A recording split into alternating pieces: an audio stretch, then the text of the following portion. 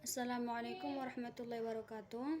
Segala puji hanya milik Allah Subhanahu wa taala yang telah memberikan kita begitu banyak nikmatnya, yaitu nikmat kesehatan dan kesempatan sehingga kita masih dapat berkumpul dan melaksanakan kuliah walaupun hanya secara online, dan saya juga bersyukur setelah diberikan nikmatnya karena dapat menyelesaikan makalah pada tepat waktu. Dan salawat dan salam kepada roh junjungan alam Nabi besar Muhammad sallallahu alaihi wasallam, karena dialah syafaatnya yang kita harapkan di hari kiamat nanti. Saya sebagai Nikmatul Hidayah berperan sebagai moderator akan mencoba untuk menjelaskan tentang pembahasan pengertian Al-Quran dan fungsinya dalam Islam. Secara etimologisnya, Al-Quran itu berasal dari qoro'a yang artinya membaca. Sebagaimana Allah berfirman dalam Al-Quran, Bismillahirrahmanirrahim, Inna alaina jam'atu wa Qur'anahu fa'idha Qur'ana fattabi' Qur'anahu. Yang artinya, sesungguhnya atas tanggungan kamilah mengumpulkannya di dada kamu dan membuatmu pandai membacanya. Apabila kami telah selesai membacanya, maka ikutilah bacaannya. Quran Surah Al-Qiyamah ayat 17-18. Adapun fungsi Al-Quran adalah sebagai berikut. Yang pertama adalah sebagai huda, yaitu petunjuk. Yang berfungsi sebagai huda ini sangat banyak didapati dalam Al-Quran, yang mana pada ayat lebih dari 79 ayat salah satunya adalah Dzalikal kitabul la raiba fihi hudal lil muttaqin. Kitab Al-Quran ini tidak ada keraguan padanya, petunjuk bagi orang-orang yang bertakwa.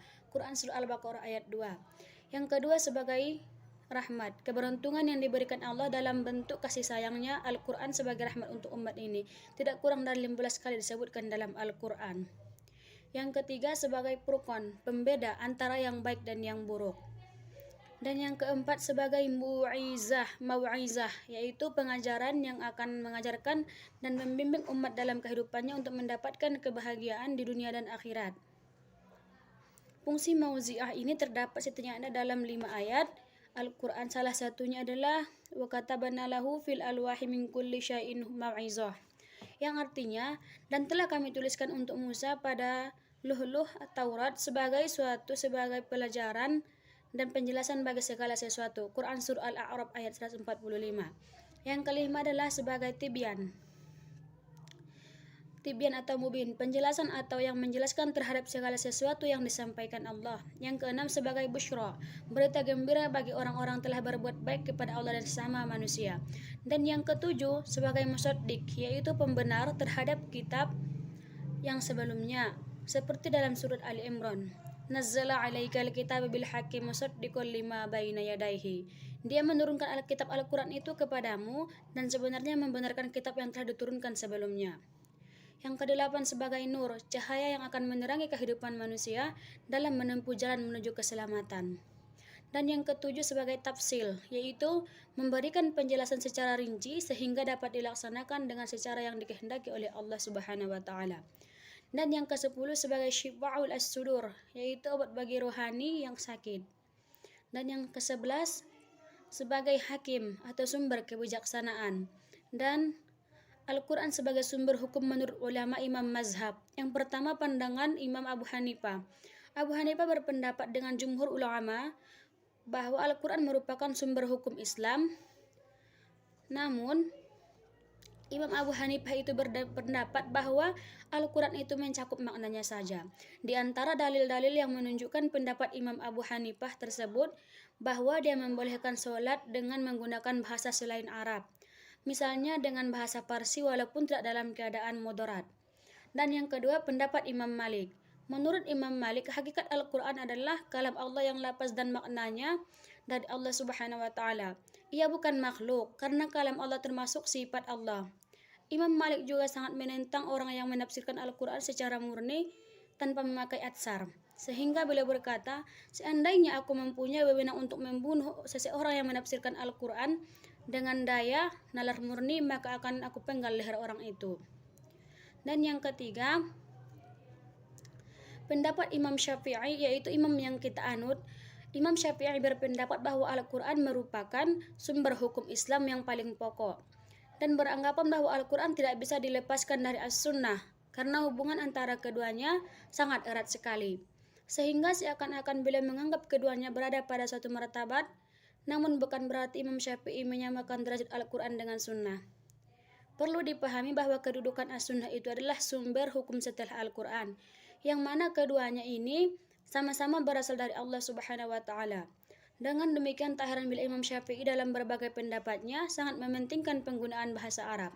Misalkan dalam sholat, nikah, dan ibadah lainnya, beliau mengharuskan penguasaan bahasa Arab bagi mereka yang mau memahami dan mengistinbat hukum dari Al-Quran. Dan yang keempat, pendapat Imam Ahmad ibnu Hanbal. Imam Ibnu Hanbal berpendapat bahwa Al-Quran itu sebagai sumber pokok hukum Islam yang tidak akan berubah sepanjang masa. Al-Quran juga mengandung hukum-hukum yang bersifat global dan penjelasan mengenai akidah yang benar. Di samping sebagai hujah untuk tetap berdirinya agama Islam, seperti halnya Imam Syafi'i, Imam Ahmad memandang bahwa sunnah mempunyai kedudukan yang kuat di samping Al-Quran, sehingga tidak jarang beliau menyebutkan bahwa Al-Quran dahulu atas as-sunnah dahulu. Tetapi yang dimaksud nas tersebut adalah Al-Quran dan As-Sunnah. Assalamualaikum warahmatullahi wabarakatuh. Perkenalkan, nama saya Rosita Harahap. Di sini saya akan melanjutkan penjelasan dari saudara Nikmah Hidayatullah. Di sini saya akan menjelaskan tentang penjelasan Al-Quran terhadap hukum. Ayat-ayat Al-Quran dari segi kejelasannya artinya ada dua macam, yaitu ayat muhkam dan ayat mutasyabih. Ayat muhkam adalah ayat yang jelas maknanya tersingkat secara terang sehingga menghindarkan keraguan dalam mengartikan dalam dan menghilangkan adanya beberapa kemungkinan pemahaman. Dua ayat mutasyabih, yaitu ayat yang tidak jelas artinya dan maknanya sehingga dapat dipahami dengan beberapa kemungkinan. Dari uraian penjelasan makalah kami tersebut, saya akan menarik beberapa kesimpulan. Yang pertama, pengertian Al-Quran dan fungsinya. Pengertian Al-Quran. Al-Quran adalah kalam Allah yang diturunkan kepada Nabi Muhammad SAW dalam bahasa Arab dan dinukilkan kepada generasi setelahnya secara mutawatir. Membacanya saja merupakan ibadah tertulis dalam mushaf, dimulai dari surah Al-Fatihah dan ditutup dengan surah An-Nas. 2. Fungsi Al-Quran. Fungsi Al-Quran sebagai huda, sebagai rahmat, sebagai furqan, sebagai mau'izah, sebagai busyara, sebagai tibyan atau mubin, dan sebagai hakim. 2.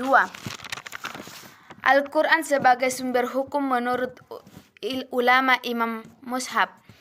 Imam Abu Hanifah berpendapat bahwa Al-Quran itu mencakup maknanya saja. Imam Malik berpendapat bahwa hakikat Al-Quran menentang orang-orang yang menafsirkan Al-Quran secara murni tanpa melalui absyar. Imam Syafi'i berpendapat bahwa Al-Quran merupakan sumber pokok Islam yang paling penting dan tidak bisa dilepaskan dari As-Sunnah. Imam Ibnu Hanbal berpendapat bahwa Al-Quran itu sebagai sumber pokok hukum Islam yang tidak akan bisa dilupakan sepanjang masa. Cukup sekian penjelasan dari makalah kami. Cukup sekian. Assalamualaikum warahmatullahi wabarakatuh.